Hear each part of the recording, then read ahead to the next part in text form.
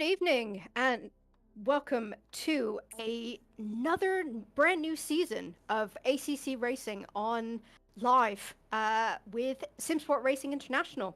I am Sam Pierce. Joining me in the commentary box this evening is Oliver Anderson, and super excited to be unveiling the brand new Season 4 of GT3 Championship.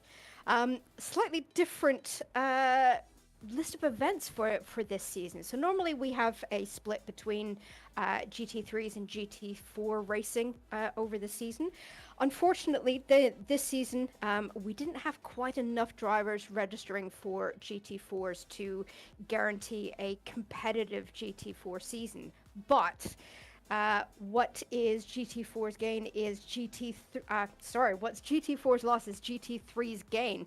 We've had a bumper crop of drivers signing up for GT3 this season, which means we have the ability to split out our GT3 drivers into 4 separate classes and 2 tiers. So that means there will be live GT3 racing every single week here on Simsport Racing YouTube channel. So all the excitement of every track twice every fortnight.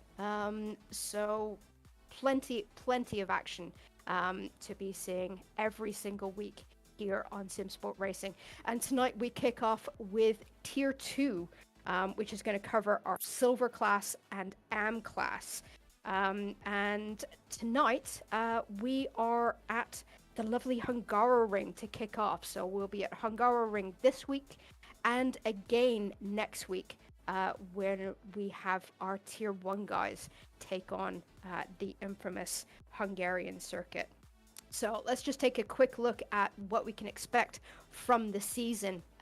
We have a look at our race calendar. So for tier 2s, we've got Hungaroring this week. Next week, the infamous Snetterton. A lot of drivers struggle with Snetterton. It's not very popular in the lobbies. Very difficult circuit. So that should be really interesting to watch. Both tonight's race and next fortnight's race will be 60-minute events. Then we head over to South Africa with Kyalami for a 75-minute race. Then we head out to Misano on October 17th for another 60-minute race. Then we head over to America to Watkins Glen. That should be really good fun. And we head back to the UK for November 14th for Silverstone. And we round out the series heading to the infamous Suzuka in Japan for our final 75-minute race. And this will be repeated alternate weeks for our Tier 1. So they'll be hitting the exact same tracks as Tier 2s just a week later. So really exciting. Really good to have the Tier 2 drivers get a bit of airtime. A lot of these drivers we're not going to have seen on our YouTube channel very often, so it's going to be really good for them to get some publicity and for you guys to see what our lower competitions are like. Hopefully spur you into giving it a go, coming and joining our very welcoming community on Discord and joining in all the action yourself. So Oliver Anderson, welcome to the commentary booth. How are you doing this evening? Thank you. I'm fine and very excited for this season, even though that it's 2 different tiers of racing with 4 classes in total, not much between these classes.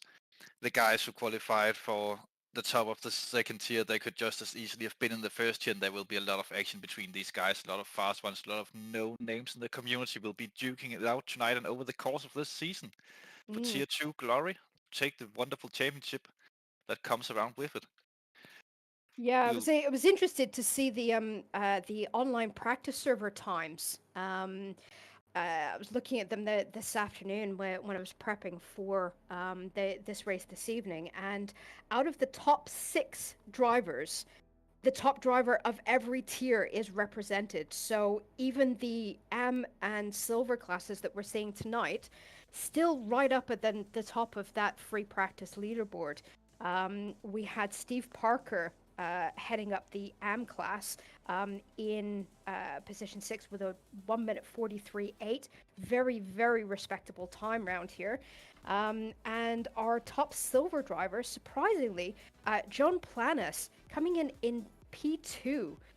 Beating out our semi-pro driver and several other pro drivers as well. So I've not seen Planis drive before. I understand you have, Oliver. So it'd be interesting to see him in action on track. Yeah, I think Joe Planners will be one of the top contenders for the second tier championship overall. He is a very, very quick driver and have won a second tier championship before. But he does struggle a little bit when it comes to consistency. If he can't get out in front in the races and control it from the front, you will see some cracks in his arm, and he's likely not to do side-by-side battling with anyone without going into a barrier at some point. But he's definitely one of the faster guys, and one of those that will have to keep an extra strong eye on this season to see what he can actually do. Now that we have the 2 splits, he did quite well last season where there was only 1 split, but it's a whole different kind of pressure that's on him now, where he is one of the top contenders for this championship. Yeah. So it's something that you know, and I discovered quite early in my racing career. Consistency makes all the difference. Even if you're not a quick driver, if you can get your consistency down, it really, really does make a massive, massive difference. So you know, speed is one thing, but being able to keep it on the black stuff. Really, really important. So be very interesting to see how John Planis does then this season with then the rest of our drivers out there. So I think we are just in the latter stages of free practice. Before we head into qualifying, Oliver, do you want to take us for a lovely tour of the Hungaroring circuit? I was hoping you would know the corner names, but yeah, I can try. Coming down the start-finish straight, one of the first and most important action areas of the track. Obviously, turn 1, hard braking zone into a hairpin corner. Then we have a short run coming up to turn 2. Also one of the places where you can get side by side and try a move into yet another hairpin, which is turn 2. Very difficult corner where we will see a lot of different racing lines tonight. Turn 3 are quite a different one, full speed through. You'll try to use as much of the track coming out. This is not an overtaking place, even though it's a long straight. You do not want to go side by side into turn 4, which is this very fast left-hander third gear corner, fourth in some cars.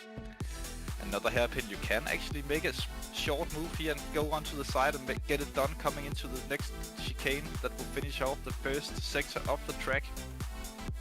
Very difficult place to get right. You need to take a lot of curbing through that corner. Now we're coming into one of my favorite places in the entire world in GT3 cars. These S's coming through here. It's such a precise driving you need to do to get this right. Balancing just on the edge of grip and speed, coming through all these very fast corners into the fast left-hander that I believe is turn 14. Onto the last overtaking zone, or real overtaking zone of the lap. Very hard braking in here into the third to last corner. 2 hairpins will round out the lap on this track. 2 difficult 180-degree corners. Side-by-side action is possible with the pit entry coming up here on the right-hand side. Not the easiest one to get down because you will very easily get caught out with the low speed you'll have to take through that narrow pit entry and back onto the start-finish straight, where we'll probably see a checkered flag at some point during the race and someone will cross it and win it and take all the glory. Oh, hopefully. If not, then what is this kind of a race? Then we've got bigger problems. Yeah. Well, there are no red flags in online racing unless if something goes really bad. So yeah. So with Hungaroring being quite a twisty, very, very bumpy track, overtaking here can be very, very difficult. It's the reason why in a lot of circles Hungaroring has been has earned the nickname of Monaco without barriers. I think that means that qualifying is going to be very, very important here. Would you agree? I would agree to some extent, but we are in the second split. I'm not saying that this will be different to next week when we see the tier 1 guys, but in the second split, often when you see the cars that are equal on lap time, they will not be equal all around the track. Some cars will be maybe half a second quicker in the first section, then half a second slower in the final, and that will swap around. So there will be overtaking opportunities for these guys at least. But yeah, it is a difficult place to get the moves done. If you don't have the top end on the other drivers, then then you're basically a sitting duck. And if you don't have the downforce around here, you will not have a chance to get decent lap times in and consistency around. So it's interesting to see what people are doing in this race setup wise, but I think that I'm hearing some kind of a voice in my ear saying that we could head over to qualifying at any point now. Around here, you will not have a chance to get so I'm interested to start seeing some of these qualifying times. Obviously, we've seen the free practice server throughout the week, but not all of our drivers will put in practice times on the official server. So I'm interested to start seeing some of these qualifying times to try and keep them their pace. Seeing the free practice server until the night. So this is kind of the first chance that we're going to get to see practice times on the time server. I'm interested to start seeing just an initial opening laps, people just getting some times on board. I'm very, very interested to see how this is kind of the first chance that we're going to get hands out to see. I doubt that we're going to get anywhere close to the real life lap record here. Just an initial opening lap, people just getting some times on. Funny enough, in an Audi R8, I'm very, very interested to see how possibly see times that quick in next weekend.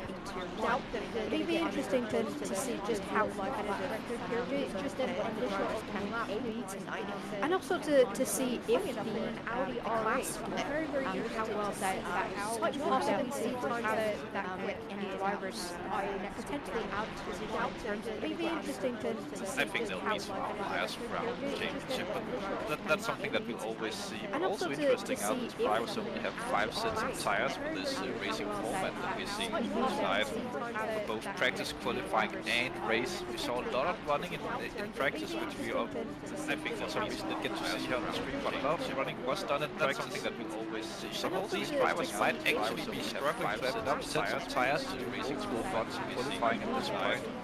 But remember, there are mandatory pit stops in the 1 hour races with a tire change. So having 2 sets of tires ready for the race running would be an optimal strategy for these guys. But these drivers might actually be struggling to set up sets of tires. Yeah, it's something, as we were discussing on off-air, it's something that's caught me out in the past. Drivers aren't aware that the game does automatically change the tires for you whenever you come into the pit. It's something that can quite easily catch you out. Especially for some of our AM drivers, they're not quite as experienced in the game. They could find themselves in a little bit of difficulty going into the race automatically. Whenever we have one set of fresh tires, that can, worst case, sets a fresh tire to racing on a pit quite as experienced in. So yeah, it'd be interesting to see how that pans out. A little bit of difficulty going into the race. Other leagues, I mean, they haven't done league races at all. Normally you have 50 sets of tires for a racing scenario like this. Not here, we're here spicing it up on SSRI. Some interesting things that will hopefully turn out for some strategies in the race. Other leagues, but only time can tell us that. As we're actually following Johan cars around now, currently on pole position, but not here. We're here spicing it up on SSRI. Interesting to see what interesting ground it is, and if anyone can hopefully turn out for some strategies in the race. Yeah, just looking at my leaderboard here, most drivers have put in 3 laps already, so these times are now starting to get a little bit more representative. But interestingly, this is what I'm really hoping to see, is that just looking at all within a second leaderboard here, most entire field within just over so this is going to be really this is what makes really great racing is to have see all of these drivers top such close proximity in terms of their overall lap time and it brings it all down to a combination of strategy and this is going to be really racecraft. This is how good these drivers are with other cars around. It's a difficult skill to learn, especially for any of our newer drivers. It's one thing to be quick, it's something strategy different, and racecraft. How good these drivers are racing AI and then come into a league race with actual people around you, that would be different as well. And AI will not complain if you bump into them, but there might be some of that around here. It's one thing to be quick, it's something. Yeah, I mean that a human win will always be more unpredictable than an AI race. Anyone who's doing offline practice. AI will not complain if you bump into them, but there might be some of that around here. One thing to be quick. It's I mean that it's something a human win will always be more unpredictable than a live human being. Make mistakes. See the red mist occasionally descend and do the unpredictable. But it's how you learn as a race. It's something a human win will always be so really interesting. Should be good fun to see. So many drivers. See the red mist so close to descend and do the Ryan coming in, heat 2 at the minute. Quick lap from him. We've broken into the 43s now, which is good. And what you were saying about Jonas Planus in the build-up, currently proving true. Very quick in Ryan coming in. Just quite quality time and outright pace. Into the 43s now, into the 43.8 about Jonas Planus, good representative time to build up. Just shy of very quick in our top server practice quality time. Unfortunately, I didn't catch an outright pace. Practice times were I believe that runners have gone even faster. I seem to notice that when I was practicing earlier in the week that I couldn't believe my eyes that he was that much quicker than me. Then I asked him, are you on qualifying pace? No, this is my race pace. God damn it. That's always so frustrating when you're in a lobby with people that you know, you get chatting. He was lying. Somebody puts in a blinding lap and you that must be low fuel quality lap. Qualifying pace? No, this is my race pace. That's always so frustrating. When you're in a lobby with people that you know, you get chatting. He was lying. Somebody puts in a blinding lap and you that must be low fuel quality lap. Qualifying pace? No, this is my race pace. That's always so frustrating. When you're in a lobby with people that you know, you get chatting. He was lying. Somebody puts in a blinding lap and you that must be low fuel. Yeah, there's an echo. This is my race pace. Quite a bit of echo. That's always so frustrating. You're in a lobby with people that you know, you get chatting. He was lying. Somebody puts in a blinding lap and you that must be low fuel. Watching the stream. Yeah, there's an echo. This is my race pace. Quite a bit of echo. That's always so frustrating. You're in a lobby with people that you know, you get chatting. He was lying. Somebody puts in a blinding lap and you watching the stream. Yeah, there's an echo. Are we back live? Quite a bit of echo. Oh, God damn it, you can all hear us talk about random stuff in the background. Apologies from Chris Hill about that. Yes, and apologies YouTube, slight technical difficulties here in the background. We've had reports of some overlapping sound. God damn it, you can all hear us talk about random stuff in the background. Completely unaware that we were still live. Thankfully we didn't say anything embarrassing. Yes, and apologies YouTube. You didn't. Slight technical difficulties here in the background. Anyways, we are back live and it's still status quo in the top of the standings. As I say that, we have a new YouTube in parties coming up. Only 10 thousandths of a second now behind Planas. This is truly getting closer and closer, and it's still status quo in the top of And the just spotted Frank standings. Hawk. As I say that, we have a new I've driven with Frank Hawk a couple of times in the past. Only 10,000 of a second now behind Lammers. This is truly getting closer and closer, and it's still status quo in the top of the standings. As I say that, we have to see Steve Harper's like Frank Hawk sometimes in position. Only 10,000 of a second now behind Lammers. This is truly getting closer and closer, and it's still status quo. I think Craig has been appreciated. I seem to remember him driving some. I wouldn't say bad cars, but some of the slower cars in the past, and that's maybe why you've been further down in the standings. And since he had a lot of merit up to the PST this season, I think that's why you've been placed in the A class. Previously, remember him driving some. But he is he is a genuinely quick driver, but further down underappreciated. I would definitely agree. I mean, I've had a couple of head-to-heads with Frank in the past. And yeah, really great respect for the driver. He is a genuinely quick driver, but we've been in practice servers together. I would definitely agree. I've had a couple of head-to-heads. I'm happy to share the experience of racing some really fantastic to respect for making sense really getting practice lap time together.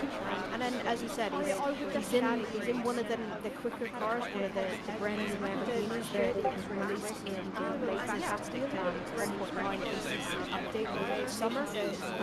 So really great to see that car together. And then, as you said, he's in one of the quicker cars where the brand new Lamborghinis that was released in late fantastic Brendan's behind update over the summer. So really great to see that car together. And then, as you said, he's in one of the Of course we are still live in this. They can't hear you, but yes, the streams are muted on our side. But yes, we are getting reports of terrible noise, which is all Chris Hill's fault, obviously. Yes. Of course we are still live. Not entirely sure you can do about that from a technical point of view at this current stage. Trying different things, so we are getting reports of terrible noise, which is all. Unplug my headset and plug it back in. So if it's only Sam talking for a little bit, that will be the reason why. Alright, well, hopefully we'll get these issues ironed out. But in the meantime, let's keep a look on qualifying. Interestingly, I've just noticed Mark Neutling's not having a very good qualifying session. One of our silver drivers right down in P23. Currently also in the pits as well. So if you're looking at the car he's driving, that might be some of the explanation for that. He is in the Bentley. That's a very interesting choice for this series. We do have a couple of outlier drivers that have decided to choose some rather random car selections. Router Vince, who I don't believe is here this evening, choosing to drive the Lexus. Oh, he is here this evening. He's on the scoring boards in 21st at the minute. Ah, there he is, yes. I bet you if he has Chris nicely, he will show us some pictures. There he is. Yeah, so a fantastic car to drive, sounds amazing, but not really been favorably looked upon by the ACC gods, and has been bopped out of contention and a little bit, along with the Bentley. And I believe we also have in our tier 1 class that will be next week. We've got a couple of random car selections. I believe we've got we've got another Lexus as well. So yeah, so a couple of unusual car selections for this season. But you know what? I actually think it's great to see these cars back out on track. For sure. That's part of the fun in GT3, that we have so many different manufacturers that we'll see out on track. with all the different strengths and weaknesses of these cars. Some of them are obviously slightly better than others, but a bit surprisingly that we don't see any BMWs in the top 23 at the minute. Yeah. Not a popular car to choose. Just looking down my entry list, we have no BMWs registered for Tier 2, but there are a couple registered in Tier 1. It's hard to understand why not. They are easy to drive cars and quite quick on pace, but extremely boring and bland when you're behind the wheel. Not the most fun driving experience, but a very safe choice. I drove the BMW for 2 seasons after it was originally launched, and then I loved it. And I thought it was really, really good fun to drive, so much that I actually bought myself one in real life. But yeah, it is quite unusual not to see it in the lower tiers, considering it is quite an easy car to just jump in and drive. But yeah, we'll definitely see a couple of BMs next week and out on track. But it's good to see a couple of the unused, unloved cars out on track tonight within the Bentley and the Lexus. Quite often, especially when there are new car releases in the updates, public lobbies, and in even championships like this, they're inundated with what the popular car of the day is. So we're going to see loads of Ferraris, lots of McLarens, and quite a few of the new Lamborghinis as well. Not so many Porsches though. Not so many new Porsche, although I have driven the new Porsche as well. It's actually quite a quick car, definitely when you compare it to the old one, but it's so rough on the tires. It will chew through them like anything. It's still a handful. Oh yes. I think it takes a very skilled driver to be able to wrestle a Porsche round, especially taking it for a full championship. There are a couple of tracks where the Porsche just loves it, but most tracks it is very, very difficult to handle. Still very tail happy. So it can, as you said, does just eat through its tires. Not to interrupt you the same, but we are actually finished with qualifying now. The laps that the drivers are on now will be the final laps of qualifying, and we see a lot of people already in the pits, and we're following Patrick Prince at the minute, who is 0.3 up on his personal best so far. This could promote him quite far up the grid if he keeps this. Coming through the final corner onto the start-finish straight. Let's see if he jumps up, if the lap is valid, if it's good. It is up into 9th position for Patrick Prince, who have now got the checkered flag for qualifying. Following Walter Blitzmer, who's also a little bit up on his current best lap time. He would need about 2/10 to improve, but if he does improve by a single position, he would... Oh, that's invalid, that's definitely invalid, but he could have beaten out an SSRI legend in Aaron Van Doren if he would have improved that one. Only 3 drivers still on laps, as I believe. Parcel Vita, one of them, in the number 17 Sim Racing Holland Ferrari. Also classic colors, we have seen Sim Racing Holland race a lot with us over the years as well. When you see the black, orange and white cars, it's always these guys coming. Through the final corner he goes, as the 177 have pulled out of his lap. Keeping it clean through the final corner. Does he improve? No, doesn't look like it. Only the 18 car of Mark Neusling still around, but it looks like he's going slowly. No, he's maybe not actually going that slow. It just looked like it on the monitor for a brief moment of time, but he is a little bit down. He could pick it up in the last corner. Does he improve? Nope. So, now we are waiting here on the grid. The drivers will have 5 minutes to choose the final setups, do some small tweaks and adjustments before the race. A little bit dangerous to do, starting to adjust your setup now, but just making sure everything is all set nice and ready. What do you normally do in these situations, Sam? I normally just try and keep my nerves under control. I'm fine once then the green flag drops, but I tend to get a bit wound up on the grid. Just worrying about what's going to happen, what's going to change. quite often I end up panicking about what the weather is going to do. Certainly since the what was it? The 1.8 update, I noticed that weather got a lot more variable and changes quite a lot on the grid. So when I find myself staring at that and constantly adjusting tire pressures by literally like one click up, one click back down, and everything like that. So when my grid practice is just stay calm, breathe, try not to get myself wound up, and just wait for the green flag. Yeah, that's one of the many ways of sitting on the grid waiting. In deep detail. Yeah. So it is a case of, I do think doing setup tweaks and at this stage, other than tire pressures, is, as you said, it's dangerous. Things can change, and if you're changing a setup, going from quali, which is going to feel very different anyway, you're on lower fuel, car's going to behave slightly differently. You're basically tweaking into the unknown. So changing setups beyond just the basics of fuel and tire pressures, certainly not something that I would advocate doing on a grid. No, that was just a quick tip for the newcomers. Also, when sat on the grid, if you know the guys that you're racing with, if you're racing in a community you've been in for quite some time and you know the names of people, then look who's around you and start to imagine scenarios into turn one and throughout the first lap. What could happen and what would you do if these things happen?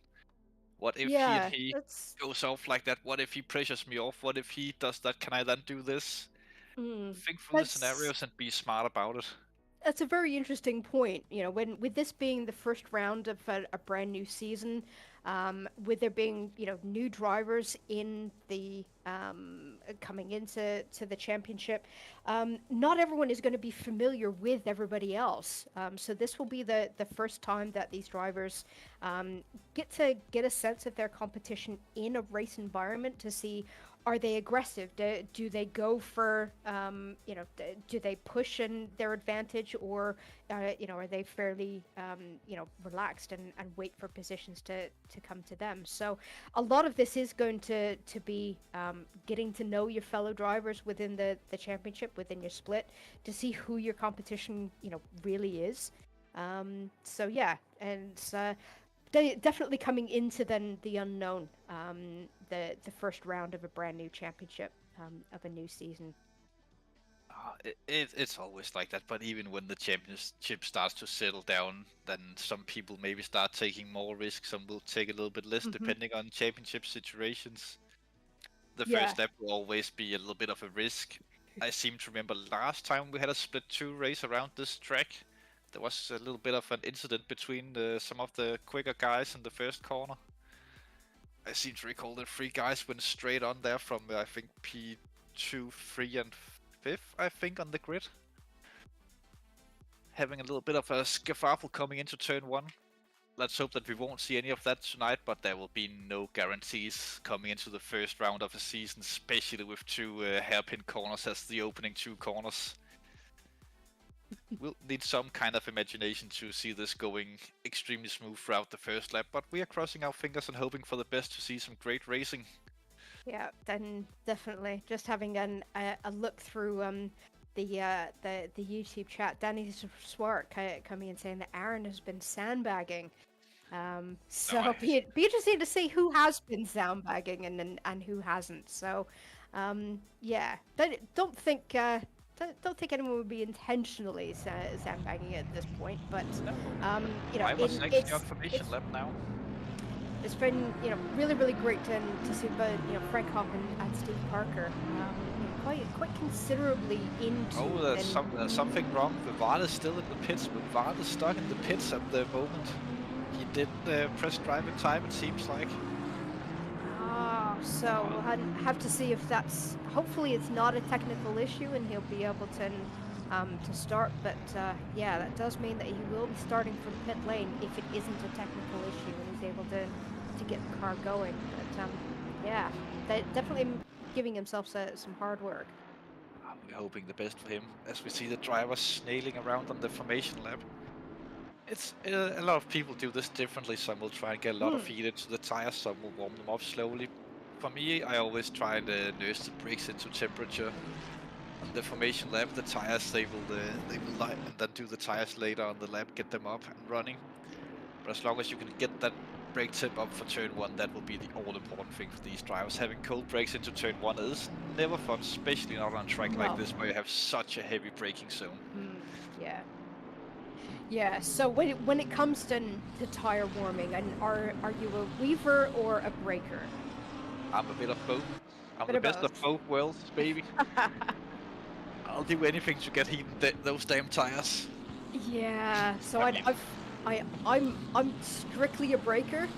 I've tried weaving in the past, and every time I've tried it, it has always gone horribly wrong, and I've always been that donkey that has crashed on the formation lap because weaving in the car's just gotten out of control and I've ended up in a wall. So, as a rule, I don't do it. No, you need to know what you're doing. Turn down traction control and maintain control of the car. And hello and good evening to everyone in chat. Nice to see that we actually have viewers for this event. Wow, it's been a while since I've had these on a stream that I'm commentating on. Question mark? Viewers or watchers or whatever you want to call them. People enjoying some good racing as we are coming into the closing stage of the formation lap. We'll soon start to see them line up 2 by 2, as I think we are now. This is where all the pressure builds up and all the nerves gets to the drivers. Keeping it cool now are the main thing. Focusing on the task ahead. And definitely making sure that they don't go too fast coming up to the line and ended up getting themselves a penalty before the race even starts. Oh, that would be horrendous. I myself have never gotten that penalty, but I think I've gotten every other penalty in the entirety of the game. No, I've gotten that penalty before as well. You know, learning. You know, you make pretty much every mistake known to man. Yeah, it happens. So, do you want to take the race start? Oh, that would be my pleasure. As we are now on the start-finish line, waiting for the green flag to show, following Jonas Pals, and we are racing. Pals gets off to a great start, but it seems like the Mercedes of Mita gets onto a slightly better start, coming on to the outside of him into turn 1. 4 wide, 3 wide further down. A Ferrari shoots up. Interesting to see lead change in the front. 3 wide, a little bit of an incident further back. Mita comes out, leading the race ahead of Pars, ahead of Parties, it looks like. And another McLaren, oh sorry, not McLaren, Mercedes behind. An outside move there from the Ferrari. It looks like it's actually Frank Hopp that's gained a little bit on the start. Up into, what will that be? 1, 2, 3, 4, 5, 6th position already. The Mercedes leads the way through the fast corner. Now they need to start to slide into single file or someone stationary halfway down the straight. As we see now, that's Ike Chu stationary. Oh, he's also one of the guys who could have done something special in this race from further down the field in the McLaren. Decent car around here. Unfortunate for him, as we are now starting to see the timing board get into shape and follow up what happened in the start. It is Mita who's leading Parties, Reinhold, King, Hub, Zedek, Prince, Schinkelings and Giese rounds out the top 10. Through the fast turns, another car stationary further down the field. Oh, it's Wouter Bitsma. Great guy, but unfortunately it looks like he got tangled with something there or someone in the chicane. First lap almost done.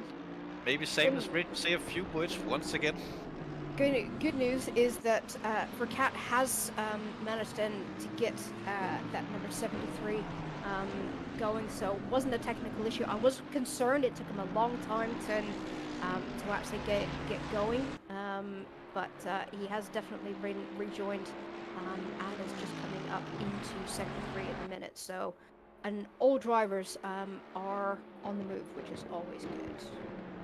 Yes, all drivers are still currently running as we have Vivard rounding out the back of the field. A decent job for him coming out of the pit lane. I've started from the pits on this track myself. You have to wait until the entire field have gone by until the car will be released, and you'll have to drive out the pit lane from your box. that might explain why he's so far behind. He'll have a massive job ahead of him to catch up to the other guys, as I have taken the early stop. Getting that out of the way early. Probably fuel and tires as we now go on to Dominic Giese up into 9th position. Already made one overtake in the back of Sinklings now. One of the two Mercedes team leaders of the Endurance Championship. He'll be looking to mainly focusing on beating Aaron van Doren in this championship, or at least for the races Dominic will be participating in. So we'll try and see how the Mercedes can take a lot more curb than the Lambo with that front engine drive. Beautiful car to drive, wonderful sound as well. Maybe not the car that I would have preferred around here, but it seems like Dominic is doing a great job of getting that car going. Start sector further down the field, there's some action as well as Gina Arctis, I think it is here. A little bit of metal, wonderful livery we see here from Cohen Greens. Oh yeah, I absolutely love the Gulf livery. See it quite often in this championship. Lovely to see it brought in, and with a bit of a new twist as well. It's the first time I've seen the Gulf branding with the orange and blue. So really nice color combination. Love it. Yeah, I think this is quite innovative. It's a different way of doing it, and it works really nice in that Aston Martin frame. But he's under pressure now from Arctis, the silver driver who's looking for the move into turn 1. He's still on the inside, coming in now. Who can break latest? Oh, so close to contact. He's still on the inside, making the move. Does he make it stick? He does, but Cohen will have the drive out of the corner. Can that Aston pull back up? Will he send it for the dive or just fall in behind? He's still showing on the inside. He slots in. He does the smart thing there. Yeah. Maybe he knows he's actually not racing him for other than position and glory. Oh, a big spin behind. Oh. That was a Ferrari into the wall. Heavy hit. Yeah, that's... Oh, I think that looks like it was Van der Linden just tumbling down the water. It was Iron Van der Linden. We need to make sure Frans Van der Linden is still up in the P12. Oh, Iron will be fuming over that one, knowing him. He will not be pleased with himself. That was a pretty hard hit, so I fully expect Aaron to come into the pits then this lap. Oh, for sure, he'll That car's now. probably going to be an absolute handful.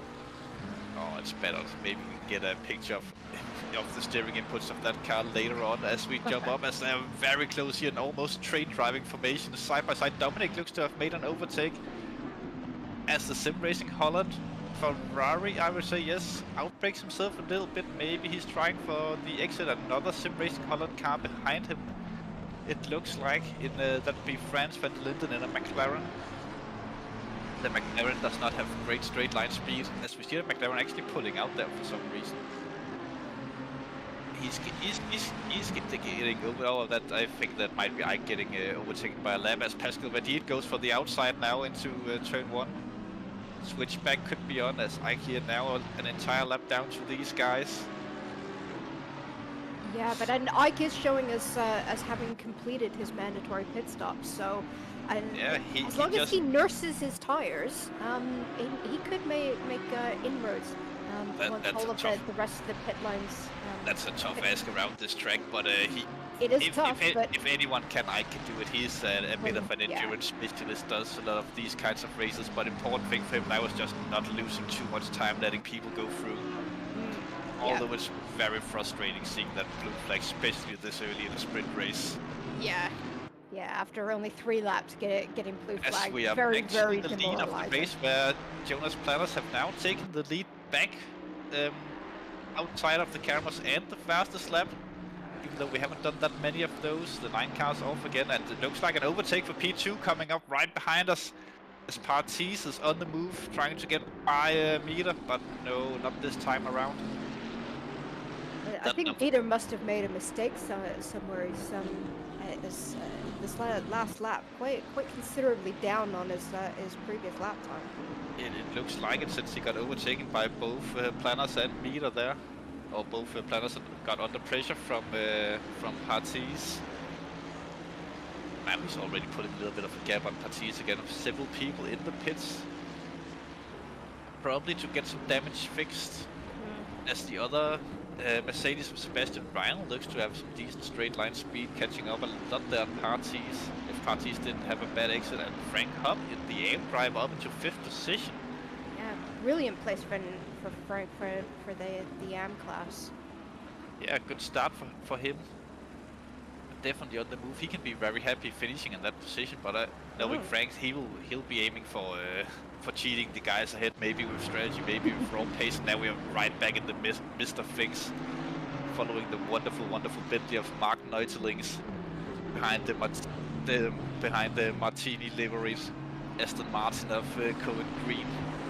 Under pressure from Arctis. Arctis seems to have dropped down, or maybe Neutelings have made the overtake. I think he's also the only Bentley that will see this entire season, or series even, of SSRI. Look at that car. Oh, he's slowing up that Ferrari so much through there.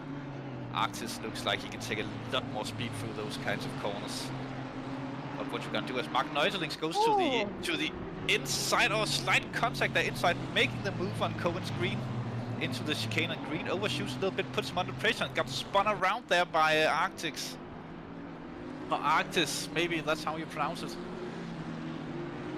Jumping back down now to Mike Saniel. Funny colors, you choose actually pretty nice to look at. Interesting. It's a nice color combination. I wouldn't have thought it works, but yeah, that's actually turned out quite well. Fun story, that looks like an old football kit that I used to play in many years ago when I was just slightly sporty. This one exactly the number 11 Mark Schinnel, driver of Watkins Racing.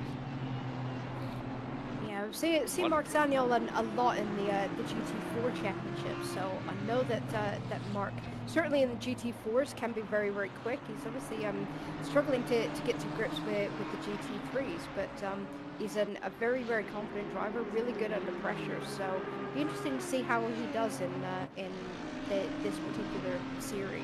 Yeah, as it looks like that Dominic Giese have made the move on Schenkels now, up into 8th position.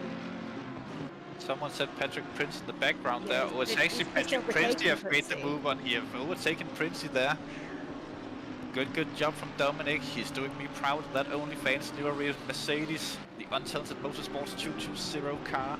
Oh, well, this is actually the 15, but for endurance purposes, this is the one known as the 220. What a beautiful car.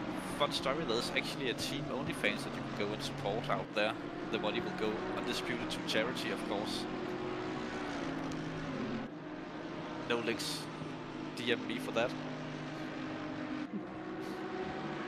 As Frank Hub look on the standings that Frank Hub is through Reinl as well. Oh yeah, he's absolutely plowing through the field. Started in P7, now up to P4. Yeah, looks like Reinl might have made a mistake, as he's now between the two Lambos of Hub and Sidek.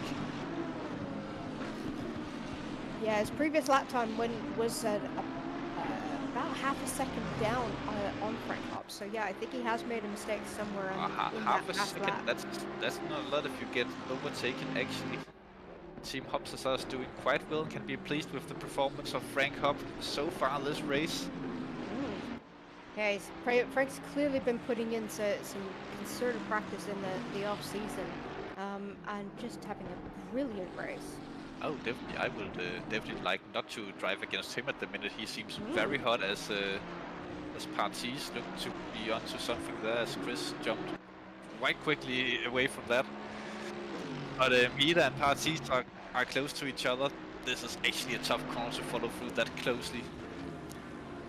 The dirty air can disturb the car quite a lot coming through that corner, as the vehicle just stretches leg slightly on every time they get on the front. Oh, look at that, the Ferrari hits the curves just as well as the Mercedes, but the Ferrari doesn't look like it can keep the same kind of speed over those inside yellow sausage curves or policemen or whatever you would call them in your local language out there watching. We are not judging. They're death in any language. Yeah, the curbs of death, the secret entrance to the shadow realm. Let's just say that. Still, this is probably the closest battle on track at the minute, and it's for P2. Meter of Sport WRT. I thought WRT was a Belgium Audi team. As now we have the inside move. The inside move is on for parties. Oh, but he lost the back end just coming out. That slide step too early on the throttle. Just a little bit too eager to get that move done. Might have lost him that chance of overtake this time around, but look at that, the closing speed of the Ferrari on the braking. Yeah, so much better on the brakes. Really interesting to see as the train is starting to form slightly back there. Behind the Frank Hub, people are queuing up a little bit. Still it was so close there. Timo Sudek, former teammate with Dominic Gies, was just 2 positions behind now. I know Dominic would love to beat out this guy. That would be a victory for Dominic. But he would have to go through. Well, he's actually they're actually next to each other. I was looking at the Mercedes ahead. Sudek and Dominic would be an interesting one to see. There'll be some internal rivalry going on, as Sudek are trying to keep up with Sebastian Reinl in the other white Mercedes. Quick drivers all around. Over the top. Oh, this looks close. It's he's just lost it coming out of the corner. Unfortunate for King there. He could have done so much better. But he's still in the race and can catch back up and do great stuff. And top 10 is definitely still on the cards for Andy King. Just need to nail that pit stop when it gets around. The Pit Stop UK needs to show that they have practiced that during the summer. Slide train. But if you're gonna name your team Pit Stop UK, then you definitely need to have practiced your pit stops and not screw them up in a race. Definitely. Oh, isn't UK like synonymous for not doing things correctly? I take offense to that. Oh. I would if I was you, definitely. Final call onto the start-finish straight. This could be spicy. This could be a NASCAR situation where we have 2 side-by-sides into the first corner, but it doesn't look like that Arctis at least got the drive. That the Bentley also doesn't seem to be able to catch up to the Audi ahead. Not many Audis in this race. Oh, the contact behind. Was that Parker and Arctis that spun around? Looks like it's Steve Parker and Arctis around. Oh, and Arctis still on the grass, spinning. He lost out so much on that. Oh, okay. And rejoined just in front of another driver as well. Nearly collected them, but it looks like I think that was Randall Rout just sneaking through as Arctis rejoined. But yeah. I have to take a look at as we are side by side into the fast corner. This is not a place you want to be side by side. These guys could lose out. Slight contact from what's around there. The Lexus, it looks like, is it the Lexus? No, it's another Belgium car. Smart driving behind, slotting in and not going for it. But now it's being sent, big send into the chicane. Oh, that was smart driving, but the cutbacks. Oh my God, the battling is on for one P20. This is amazing racing from these guys. Oh, this is what we came to see. Put some Fs in the chat for Arctis and that move, by the way, to help us on YouTube with the algorithm and stuff. I've just noticed for Vat, having started from the pit lane, already up to P23, so you know, doing really well to come back through the field. The people he have overtaken are Arctis who have spun around. There are a few people who have taken their pit stops already, and then Alice Stone, who I think are doing the first race of Stone's sim racing career in 3 years now. Interesting to see what she can do. What a beautiful car. That's a girly car. Something for you, Sam, maybe? No, don't start getting sexist. No, we'll not do that on this channel. It's fantastic, absolutely fantastic to have more female drivers. I wouldn't mind coloring my car that color. That's beautiful.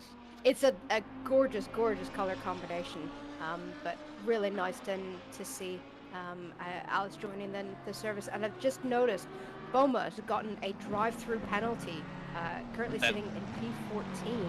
That can only be for track cuts.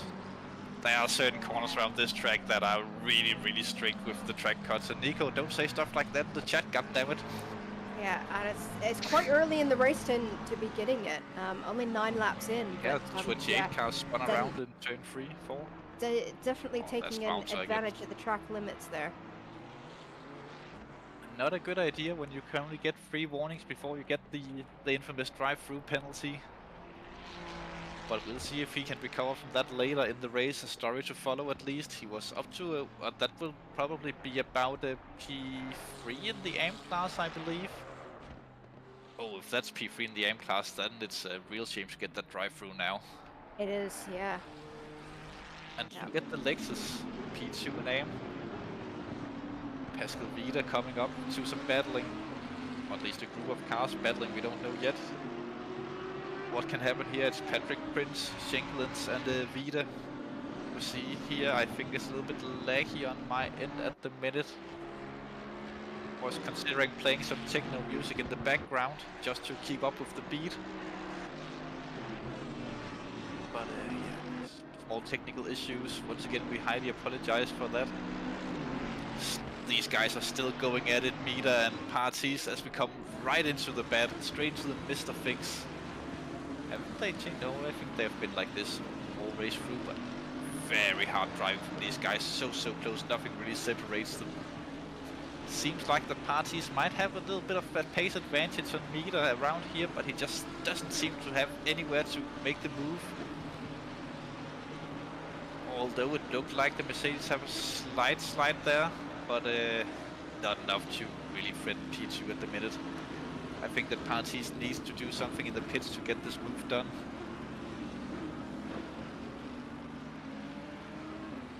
Yeah, do you expect to see any drivers trying to do the undercut here? Well, it depends on the situation, really. If I was Parties, I would actually try and overcut Mida now, because that when Mida pits, he will have to get his tires up into temps again when he comes out on track. So I would take that extra lap on the warm tires before coming out and then trying to defend my position on cold tires if I could overcut him ever so slightly. Either that or pit in at the 35-minute mark left on the race and get those few extra laps of really fresh tires and get some fast laps in. Get the tires up into temp quickly. It's Chris have asked if you have mentioned if the pit stop is mandatory tires, and yes, Chris, I did mention that before the race. Pay attention in the background, Grandpa. But yeah, nice hit view from Party's car looking at Mida. I'm just looking if there anyone else in close contention on track. This is quite close behind Timo Zedek. It's about half a second.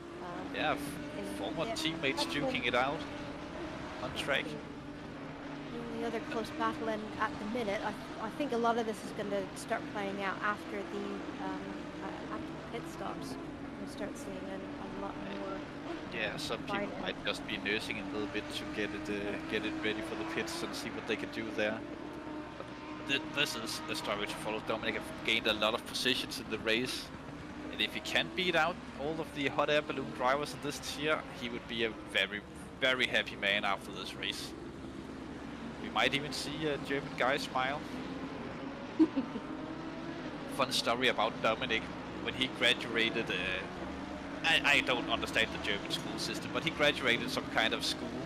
He had a big family party, but we were also doing the 12 hours of Spa that day. So he came in at the party, and the party was going, and then he just asked everyone to leave because he had to go do sim racing. Great lad. He knows his priorities in life. A very nice dual camera we see here from the front of Dominic and from the rear of Sidek. Both going for basically the same lines around here. A little bit more curve from Dominic, it looks like. Using all of the available track to him. Driving on the limit as always. From memory, I don't seem to remember any of these drivers are the best of battling or wheel-to-wheel action. They are both great strategists and know how to drive the cars consistently, but wheel to wheel. That could be interesting to see what they would do. Both of them very smart and not interested in risking their cars in any way, shape or form. Which also would be a little bit strange. These guys still going at it for P2. They certainly both look like they can take quite a bit of curb coming out of that chicane. So, but both of them look very, very evenly matched. So yeah, I expect that battle to come down to changes in pit stops. See who can nail their pit stop a little bit better than the other. But yeah. Oh yes, they will. But it's interesting to see also how they get drive out the final corners. This time it actually looks like that Partis gets the drive tucked right in under the wing for the slipstream, showing a little bit outside. Maybe he'll dive into the inside. No, he's trying the outside. Good defending there for me, that looks like. Does he overshoot? No, he keeps on the apex, but inside move from Partis is on for turn 2. This could be the change. Slots in behind once again. Unfortunate really, there, really but good defending from Meter there. Top class defending. Also good to see that Partis is not just sitting behind waiting for stuff to happen. He's trying to make the moves himself. Trying everything he can to get further up the field, but they can't do too much. Every time they lose just a little bit of time, Frank Hub closes in on these guys. AM driver on 4th doing a splendid job this evening. Yeah, then that gap was 2.5 seconds. Now down to 1.4 with Partis and Meter battling with each other, and ended up slowing them both down as Planas just extends his gap out front. His lead now nearly 2.5 seconds, so very, very comfortable position for Planas.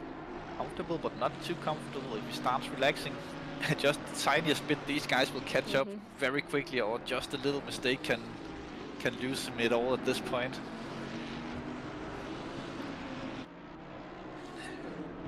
Look at this line of cars. Extremely close from 2nd down to 7th at the minute. Not much between them. No, slightest mistake in this pack could turn the entire race on its head and just change everything very, very quickly. It's one of the things about being in close contention with other drivers and everyone being in, doing similar lap times, is that the slightest mistake can end up being very, very costly.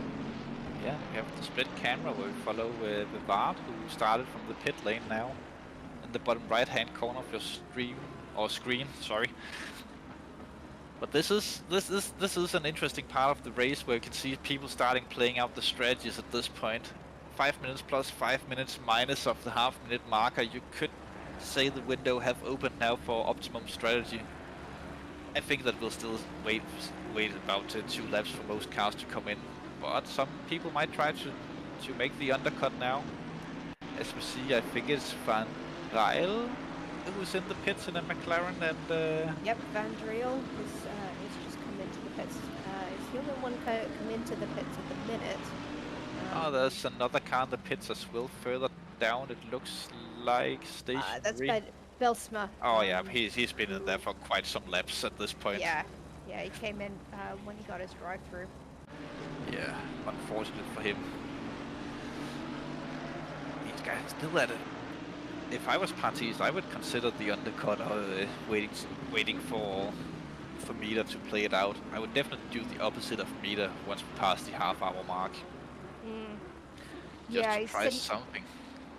Yeah, he's got to be getting frustrated, and also probably eating his tires a little bit more than that Mercedes.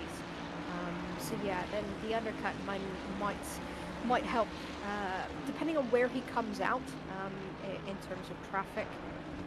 Yeah, but that's the thing. He could end up coming out in that big group of cars halfway back on the track. Not unrealistic. That seems to be roughly a minute behind these guys. That should be about time loss on a pit stop around here with tires. Yeah, he could hope to fit in between the big gap between P11 and P12, as we see Patrick Prince come into the pits as well. He could be a big win on this if this turns out to be the right time of doing it. As Nico is asking why he stopped with the DT, so much can happen. Well, Nico, you can ask the drivers. I would agree with Nico. I'm always of the mind that if something goes wrong early in a race, just keep going. You've got no idea what's going to happen in the rest of the race. It could be a big pile-up. People could get strategies wrong. Silver's compressor. Now we have the move. Sorry to interrupt you. Inside now from Parties. He doesn't back down. He actually goes for the move here. A little bit of a launch. Inside move. Parties up into second position now. Overtakes Meter. Very just good over overtake half an hour there. to go, and look at that, how close Frank Hopp got after that. He's interested in battling these guys now. He'll be looking for the move next time. Yeah.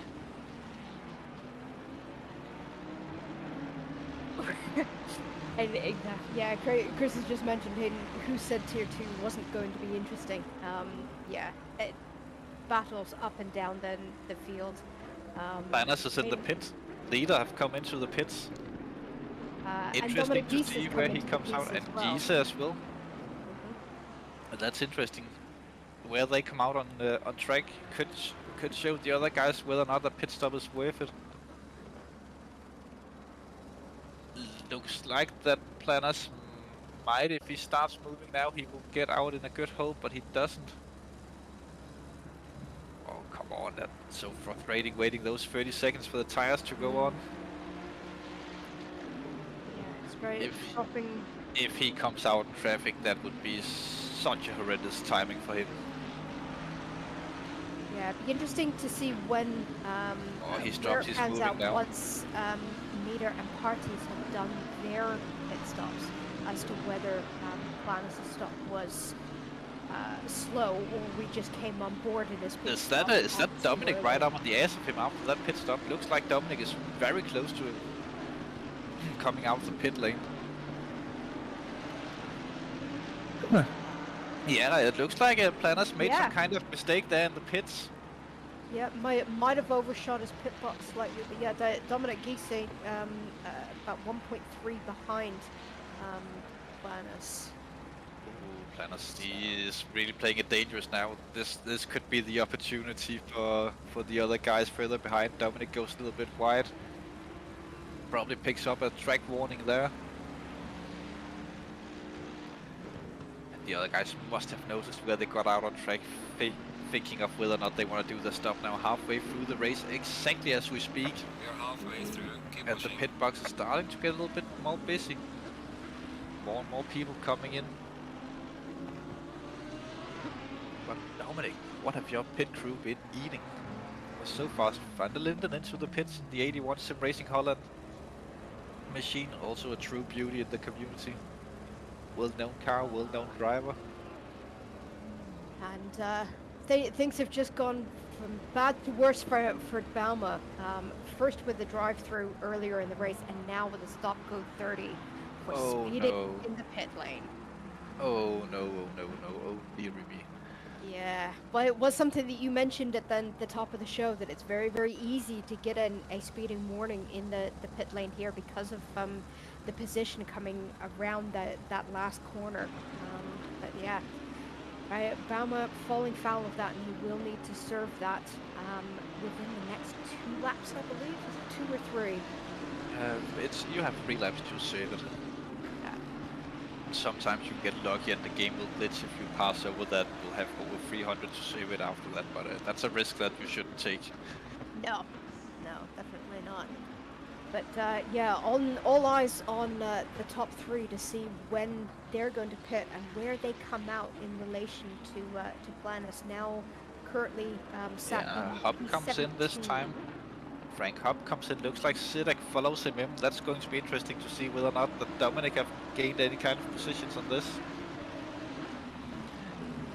Ooh, that must have been close to penalty as well for Frank Hopp. Yeah, well, we'll see when he exits pit lane as to whether that was on the mark or not. Exactly, as Parties have really stretched out a gap here and made 2 seconds last time over the start-finish line. Yeah, then definitely making use of those fresh tires. No, they don't have fresh tires, these guys. They haven't boxed yet. No, This they is haven't. Right, sorry. Oh, yes. But when they do, it's Yeah. going to be highly interesting to see where they come out. But Parties looks like you have a lot of pace in that Ferrari around here. He might actually... I actually think that he will come out ahead of Planas, if I'm not mistaken. So Frank Hoff is on the move, coming out of the pit lane now. Let's see who passes.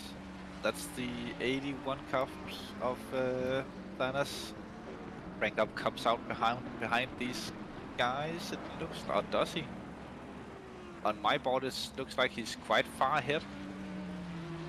He's very far ahead. Or what? It's taking a minute for the timing board to update because I'm still. No, he's just going through the second corner now. He's a great distance behind. Looks like that Planas and Giese might have hit the pit strategy exactly right this time around.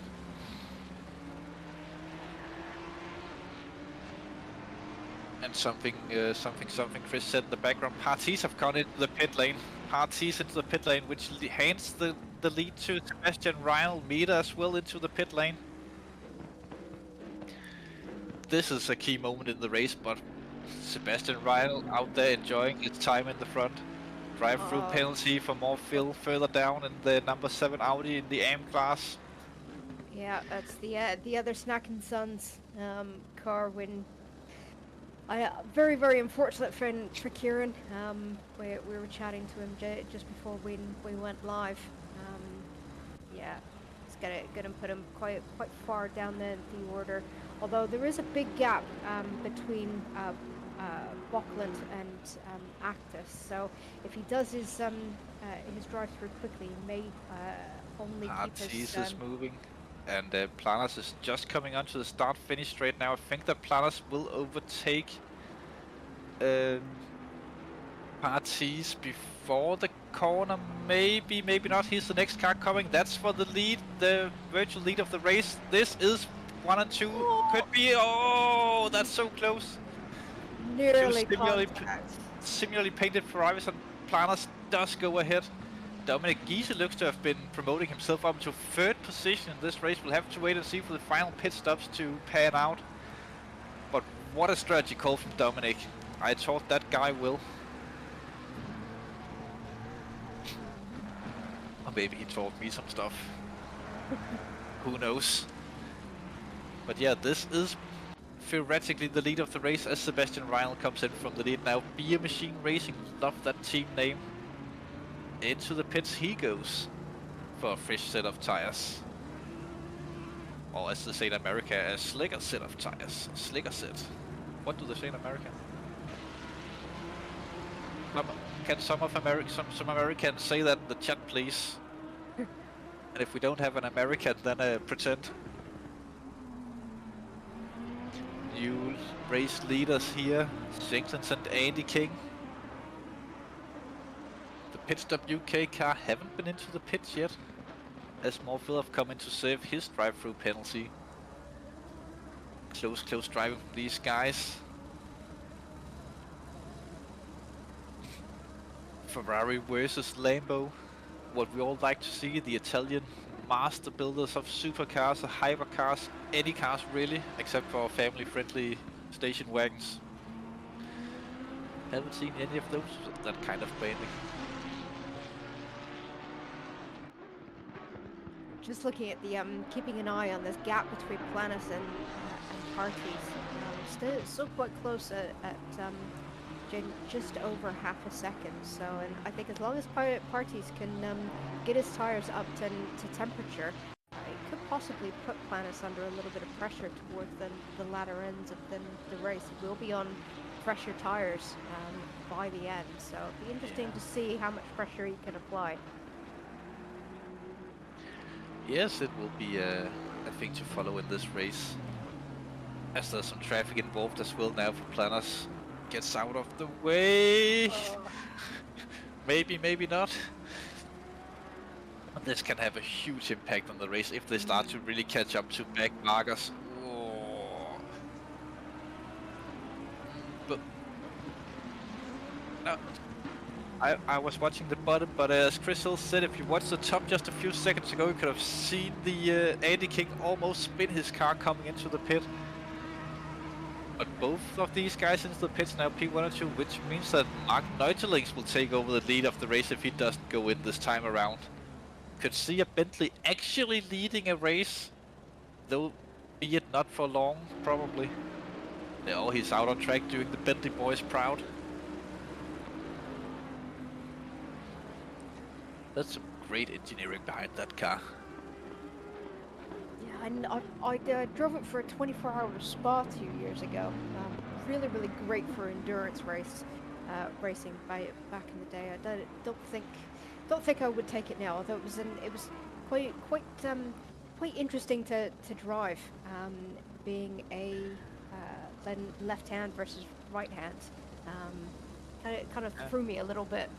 I actually think that Chris Hill can also tell a great story of when him and his good mate Simon Pike drove that car in a race at Misano where they did surprisingly well.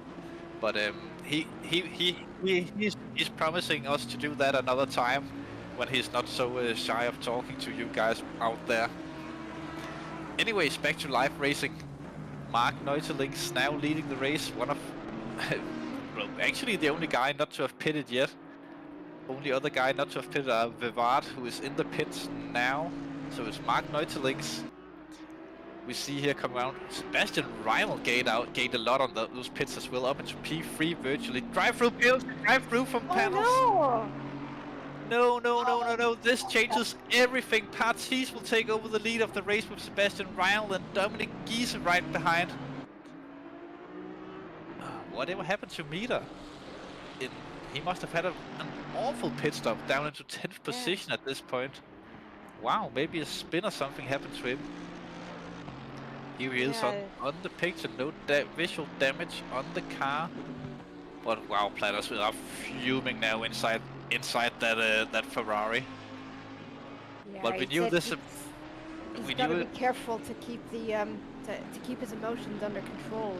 It's quite easy to make a mistake, get angry, and just make mistake after mistake after mistake, trying to get a level head again. So he just needs to serve his penalty and just let it go.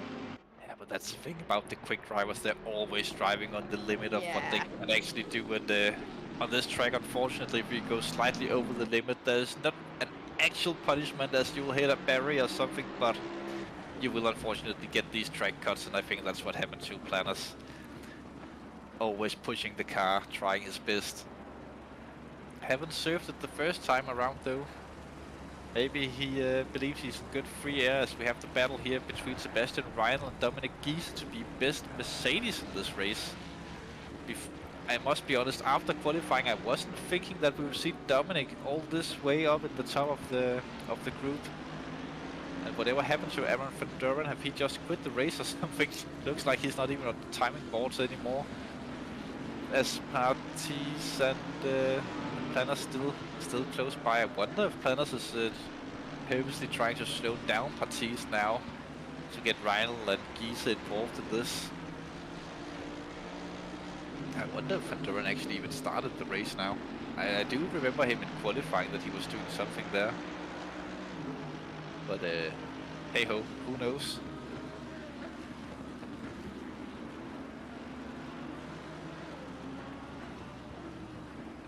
Some mentions of Van Duren saying "oh shit" in the track, but we can't say that on stream. So obviously he said "oh feces."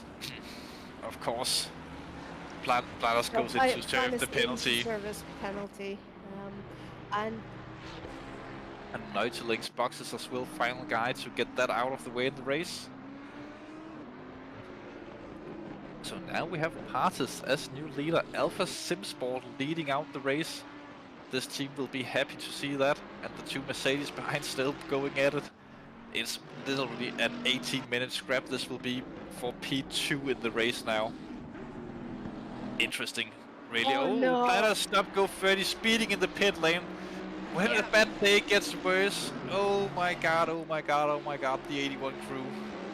Insult to injury, and that's it's what I was saying about keeping a level head, and I hope he stays in the server and doesn't rage quit. That's the easiest thing in the world to get that penalty on drive-through. You're so focused on you want to brake as late as possible to get it out. Do you think we have a car stopped on track, the 28 car? Ooh, that's sideways. But getting that that stop go 30 for speeding doing a drive-through, you're so frustrated coming in, and just missing something. Maybe you're still second gear when you press the speed limiter. That can go many things wrong to get that one. Yeah, but absolutely fantastic result for Frank Hoff. I mean, I know we've still got 17 minutes left, but currently sitting in P5.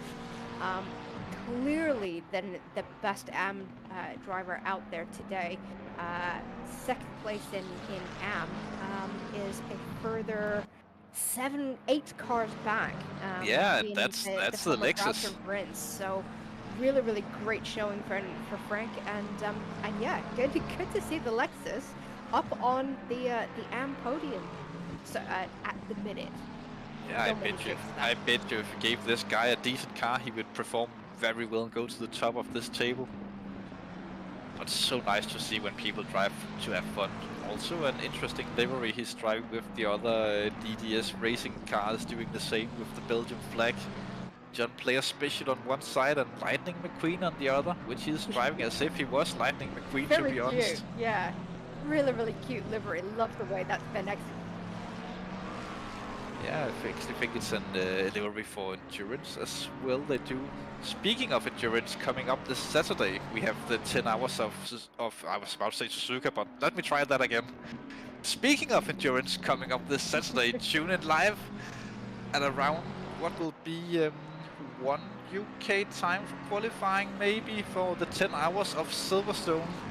Weather forecast seems to be dreadful conditions as per usual when we go racing in the UK, even though some people might say there's a slight heat wave over there at the minute, but hey ho, the gods have given us rain, so we shall take the rain.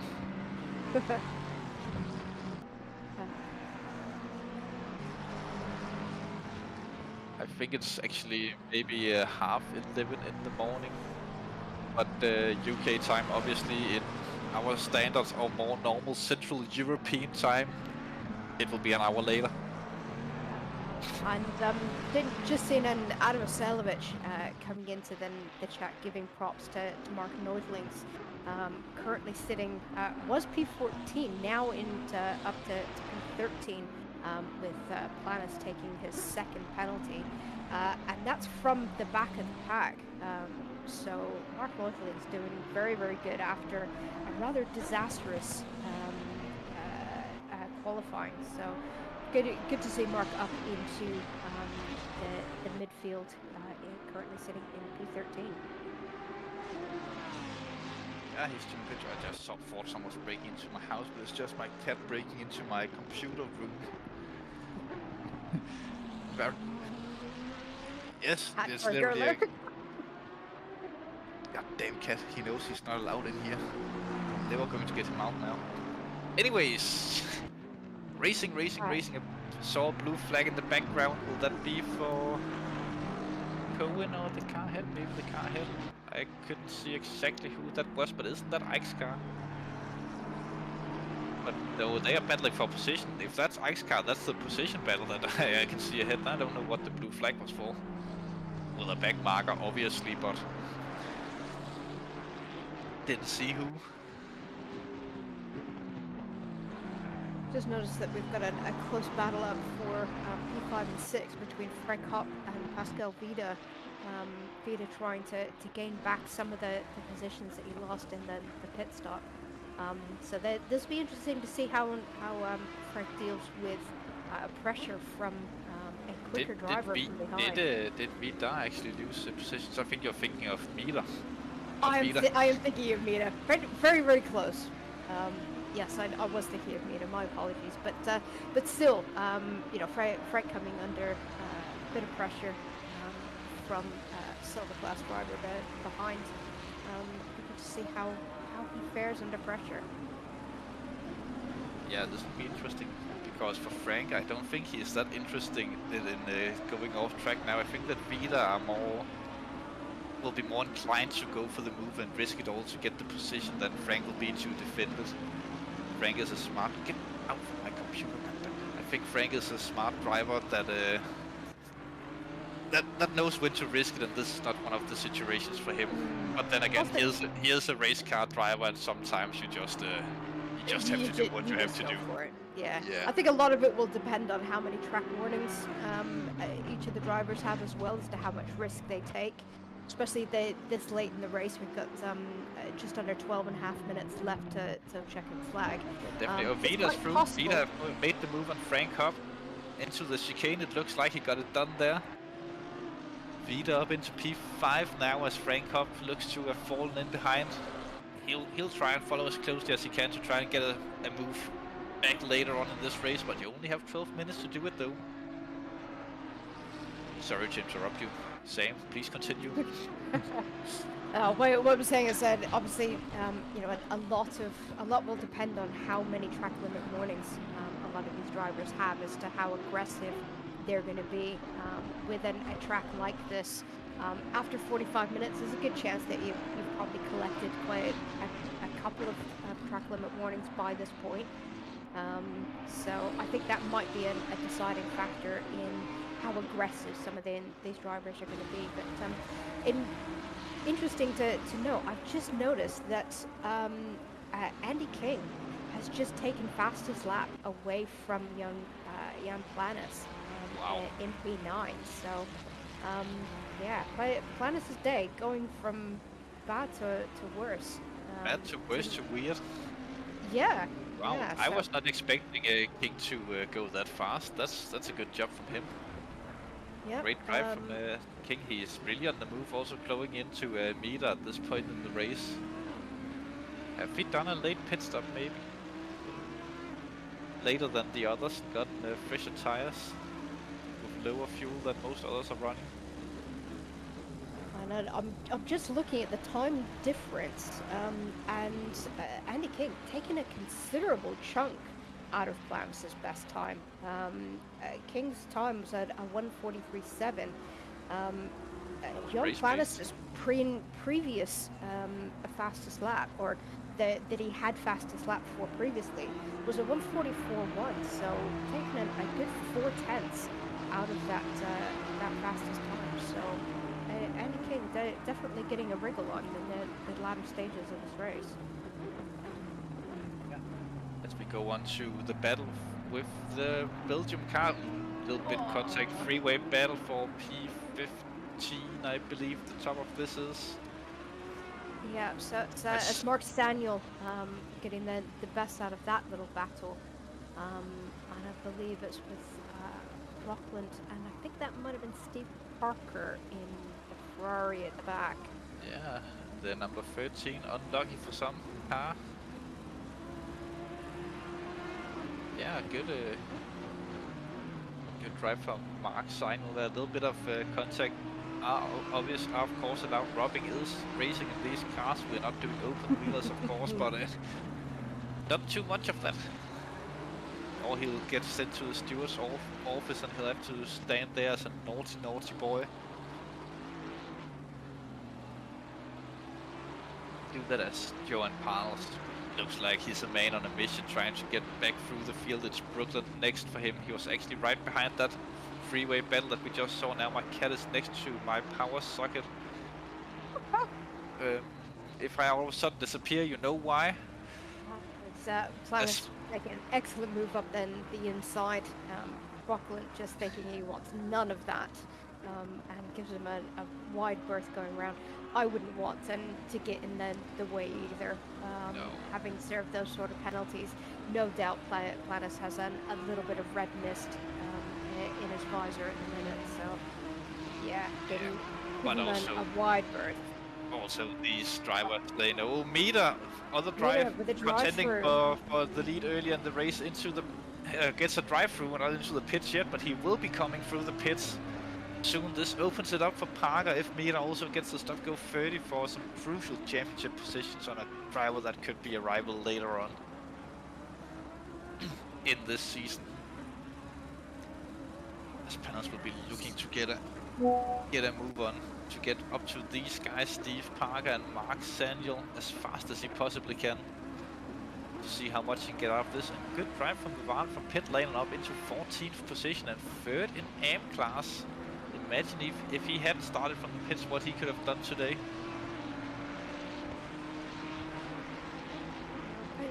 Parker's actually, I was expecting a bit more from Steve Parker. He started off quite higher up in the race in qualifying. He was dropped back a couple of positions. Currently sitting P5 in AM. I don't think he's going to be overly happy with that result. But Mida coming straight in to serve his drive through penalty straight away. I would normally do the same. I think that's the smartest move. Just get it done with. Get it over with. As Sidek is now trying to steal away the podium from Dominic Gies, these two former teammates trying to duke it out once again, as we saw a little bit of earlier in the race, though this time the roads have reversed and now it's Dominic being the lead car of the two. The hot air balloon motorsports Lambo, I think they actually have a livery made for that car, but unfortunately it's not loaded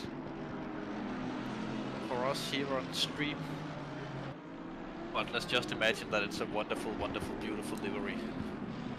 Just think of the nicest livery that you have ever seen. That's the one. My guess is that there's something purple in the livery, seeing as they've gone with the purple wheel rims. I actually think it's blue wheel rims, to be fair. They normally do a blue, red and yellow team where they run multiple cars. Ah yes, you're right, it is blue. But let's call them purple for the fun of it. Yeah. Very close under braking. I choose into the pits once again. That's interesting. That's not for drive-through. Also save a main entry. I wonder if he underfueled the car by accident. I would think so.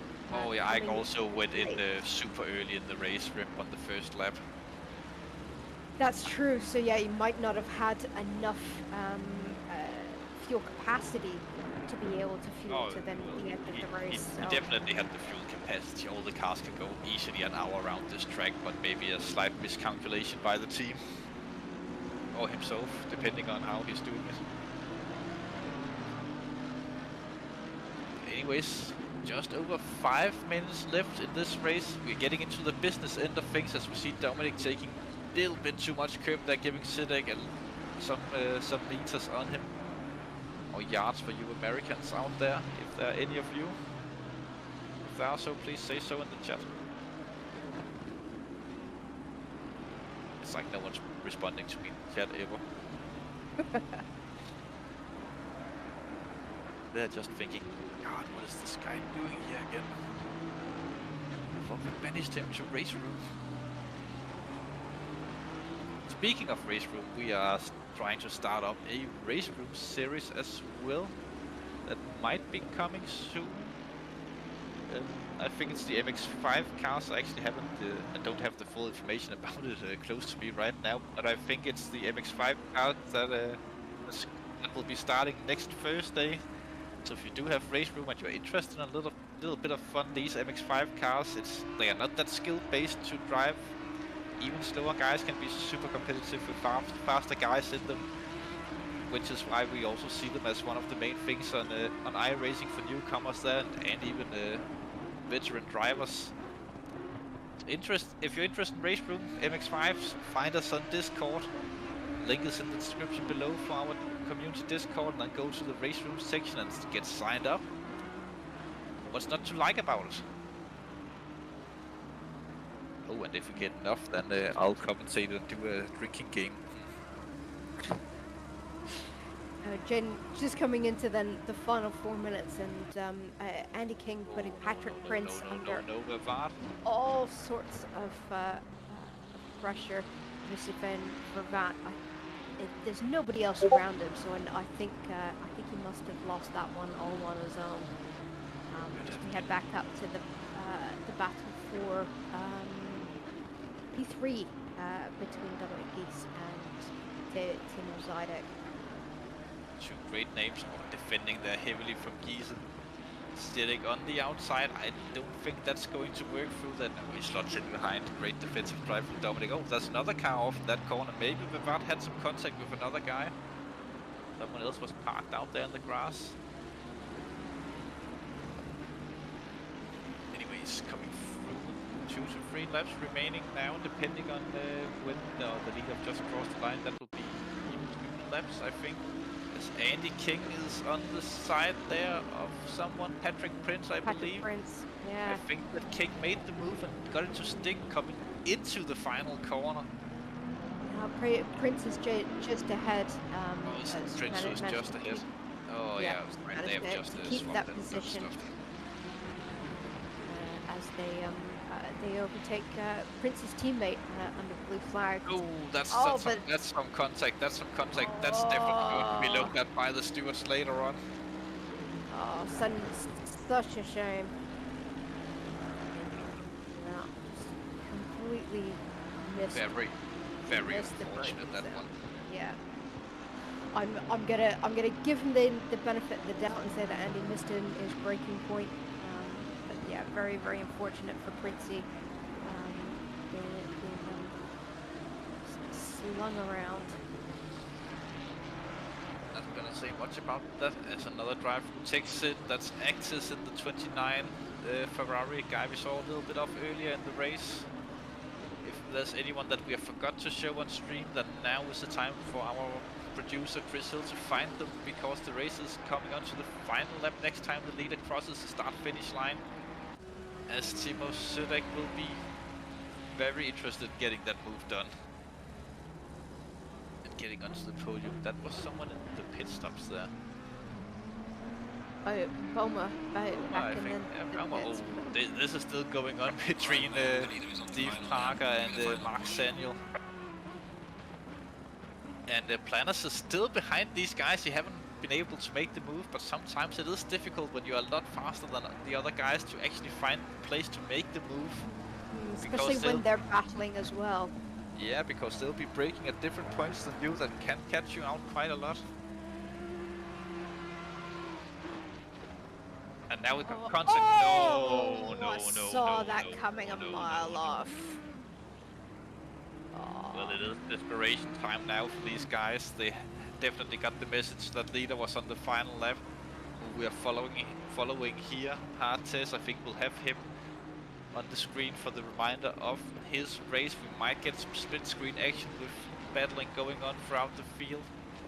Looks like the number 10 car might be some kind of 30, or what does it say on my screen here? I actually can't see that well. I forgot to put on my glasses. But Partis, what a drive today from this guy. He did struggle getting by a meter earlier in the race, but once he did that, he actually seemed to be very fast on track. Unfortunate for Jonas Planners that he messed up and got himself a drive-through and a stop-go 30. But Partis, not really a foot he put wrong in this race, and he'll do just 2 more corners to take the checkered flag on this, of course, if he does a massive bottle job at this point. Don't say that. But I hope our cursors don't always work. But no, it looks like he's got it under control. Nice and easy for the final corner. And for the first time this season, we have a race winner in Partis. Race win for him. Partis finishes first. Sebastian Reinl comes in at second. Will Dominic Giese maintain third position? No, Siddick made the overtake. Siddick did it on the line. Wow, what did we miss there? Jesus Christ. Heartbreak for Dominic Giese. Vida in 5th. Frank Hub comes in 6th position. Great drive, man. Winning the AM class this time around. What a drive from Frank Hub. Andy King with the fastest lap in 7th position. Patrick Prince 8th. Shanklin's in 9th. Looks like Van der Linden, Frank Van der Linden, we must say, comes in 10th if he can keep it around the last corner. As we have Cohen Green, Morphil Arctis having finished their race in 19th, 20th and 21st. Alice Stone as well, 23rd. Good drive from her, keeping it all the way to the end. 9th position there for Van der Linden, 20th for Meter. What happened there? Maybe someone left the server already. So we'll stop counting the cars as they go by, but great drive from all these guys. A lot of respect to everyone staying on the server, keeping the races going, even though things haven't gone exactly to plan for all of the guys and girls. Don't forget those in the race. But wow, what a race we had tonight, Sam. Yeah, definitely some really fantastic racing. I'm so glad that we are going to be broadcasting to Tier 2. I think this is going to end up being a very close and hotly contested championship throughout the season. There's lots of very equally talented drivers in here. So yeah, this is going to be a really interesting season to watch. Really looking forward to it. Oh yes, a lot of interesting stuff happened, and to all the drivers out there, if you're sitting there thinking, oh, you had a good race that you want to come to tell us a little bit about, then jump into the Discord and go into the waiting room, and we'll drag you in for an interview. Yep, and anyone watching in YouTube, if you think, yep, I could do that. We're still taking applications for the season, so if anyone wants to jump in and join the championship, just jump onto Discord, and we would be happy to have you. Also, I just received a message from Dominic saying he hit me. So there might be some drama there for the final spot on the podium between Dominic and Siddiq. Yeah, obviously, and any protests lodged will be reviewed by our very talented stewarding team. So looking. Of course, so of course, tonight's results are provisional, and we will go over the final results when we are back for our next Tier 2 race, which will be in 2 weeks' time. Obviously, next week we do it all again with our Tier 1 drivers, so it would be really good fun. Looking forward to that.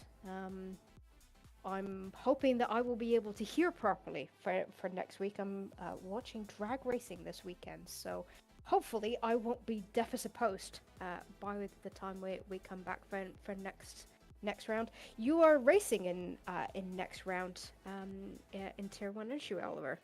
Oh yes, I am. Apparently, yes. Oh yes. I'm racing next week.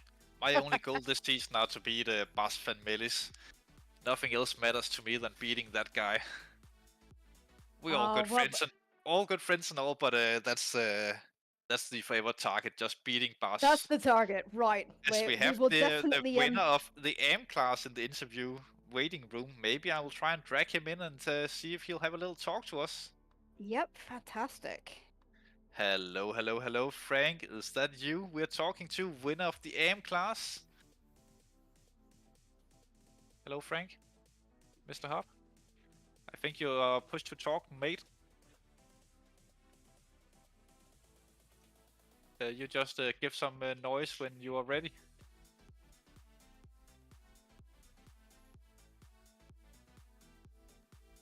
Okay, but let me just get you started, Frank. You did a good race. Went quite far up the field. Winning AM class, of course, finishing P6 at the end. How was that? Definitely one of my nominees for driver of the day. I think Frank might be having some technical difficulties, so while we wait for Frank to get his mic sorted, I've just noticed Dominic Geese come into the waiting room, so let's pull him in as well. Hello, Dominic. I'm not going to do the normal greeting because we are live on broadcast. Hello, Laura. Hello, Sam. Hello, Frank. Hello, Chris. Hello, Servus.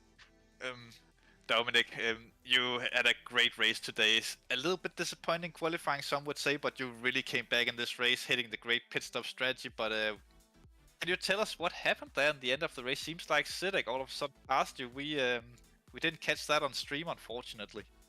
Yeah, after the chicane, I've missed my turn in and went wide, and that was a chance for Sidek to get a move on me and dive me into the third to last corner, and then was alongside me into the second to last corner. Really difficult situation to judge if he really hit me and if it was a racing incident or not. But we are fine with each other, we are racing together, we speak to each other in this situation, so all fine.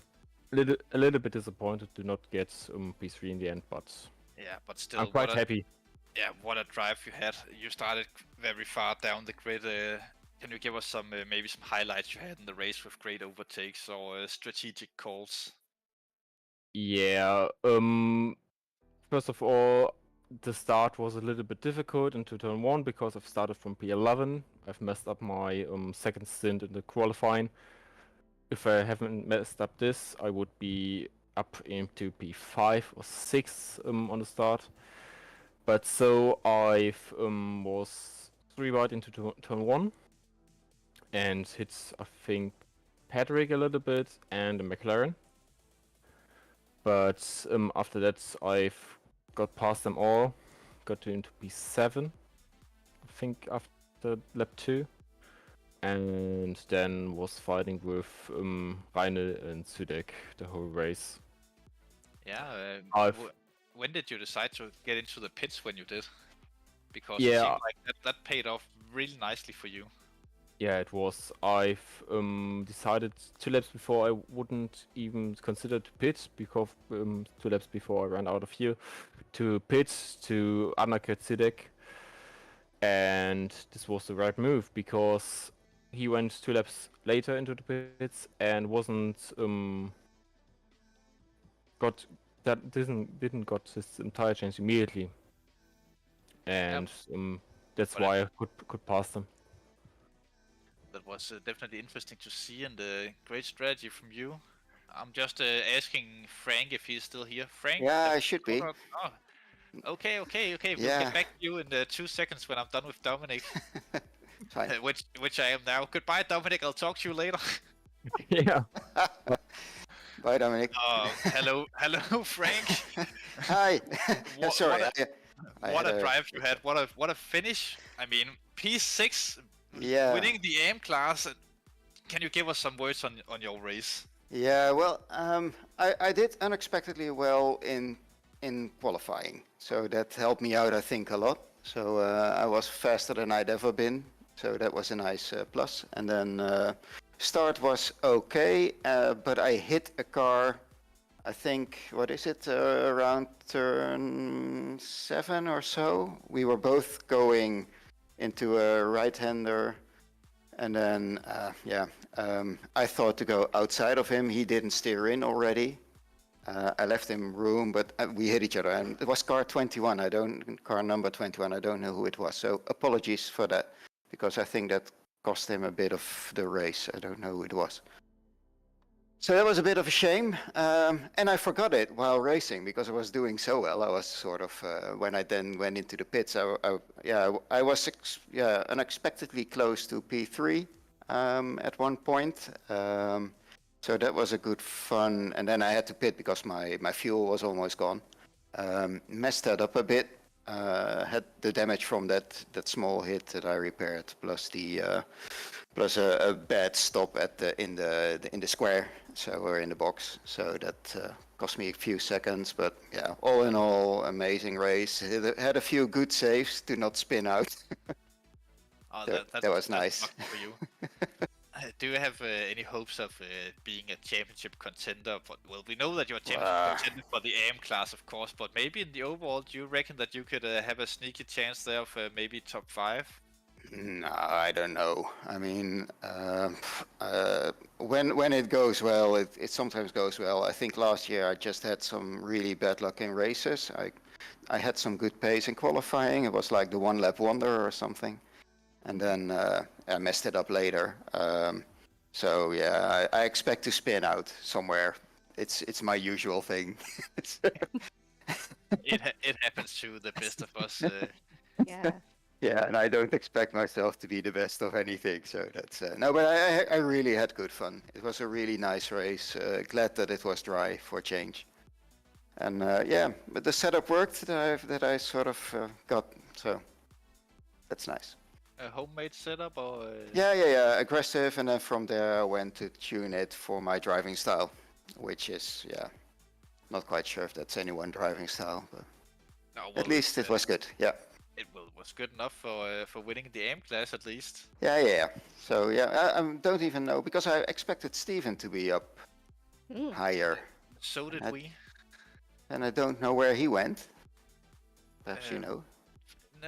No, well, I don't think he had the greatest of races, but that's not what we have. Maybe Sam have a few questions for you here before we jump onto the next drive on the booth in this very small, tightly packed shit.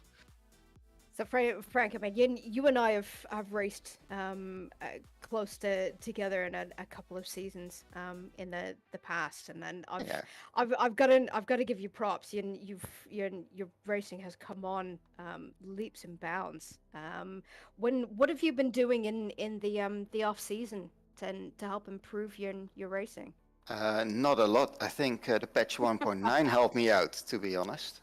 I feel much more connected to the car after that patch, so that's that helps me out anyway. Yeah. And then the ACC gods have been smiling on you. Yeah.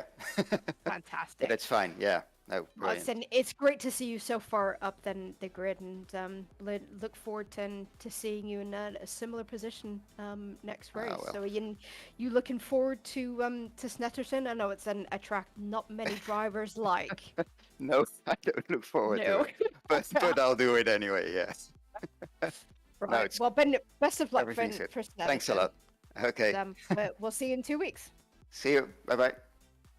Next driver lining up here in our very, very small shed is Sebastian Reinl. P2 in the race, I do believe. Congratulations, Sebastian. How was the track out there today? Hello, man. I didn't won. I P2, second. P2. Yes. Yeah, what I said. Sorry. Misunderstanding. Good start for the interview. It was really hot today at the track. And at the beginning I was really struggling with the pace of the car, and the guys in front also. Frank overtook me. So I thought this is gonna be a tough one. But finally it paid off that I trained the pit stops. Because I get 3 positions only with the pit stop this time. Yeah, it seemed like you had a very good pit stop here. It's a track that's difficult to overtake in general. So having good pit stops sure must have helped you out a lot there. That was really, really great. Someone in front of me got a drive-through also, so easy podium. Well, they say nothing comes easy in motorsports. Sometimes the racing gods smile upon us and give us 3 positions. But Sebastian, I know that you put a lot of effort into practicing for these races, if I'm not mistaken. Yeah, this time I did, yeah. Yeah. I'm not sure if I can do it for Snetterton also, because I haven't driven a single lap there, but we will see. Actually, I've driven half a lap there in the Jaguar, but I don't think that will help a lot for this particular situation. Seems like... Yeah. I've got to ask the question then. If you've never driven at Snetterton, knowing that you've got 2 weeks until you're in a championship contention there, what's going to be your practice strategy leading up to that race? I think the most important on Snetterton will be to be stable. So I'm not trying to go really fast, so only to be stable and don't do any mistakes then when it's time for it. So putting laps in it, lap and lap and lap. Brilliant. Well, we wish you then the best of luck. Before we leave you, Sebastian, what are your expectations looking forward in the championship? Having a good result here, does that give you hopes of maybe being a contender for the championship? Of course, yeah. Because I think Hungary is not one of my best tracks. But the result was really great, so maybe more good results will come, and then I can fight for the championship. Would be great. We are marking that down, and we will make sure to mention that you're a championship contender, and it will be a disappointment if you don't podium in every race from here on out. Maybe Snetterton don't put too high expectations. I don't think anyone have high expectations there. A word of advice for Snetterton, just stay alive. Yeah, Stay I alive think and it so, will come to you. Yeah. It's a very, very difficult circuit. It's a reason why not many drivers like it as a track. It's a proper old school British track. Really, really narrow, really bumpy. Never built as a racetrack to begin with. So, yeah. I definitely agree. Just survive. Also, if you squeeze your eyes, it's sort of shaped like something that Jeremy Clarkson would find very funny, but we can't mention on stream. I know what you mean, I think. Yes. Oh. And So with thanks that, for thank having you very me. much, Sebastian. And look forward to see how you get on with your first championship race at Snetterton in 2 weeks' time. Thanks. Have a good evening. Bye. Thank you. Bye. So, round 1 of Tier 2 underway, and if that race is anything to go by, I think we are going to be in for a fantastic season. So We are in for a treat. Oh yeah. But we are about to close down here. Remember to tune in this Saturday for Endurance, 11:30. I seem to remember I was told UK time, 12:30 Central European time. And of course, next week for the Tier 1 race here at the Hungaroring. Definitely. So if you're not already subscribed, make sure you Hit the like subscribe button, and make hit the sure bell. you hit the bell.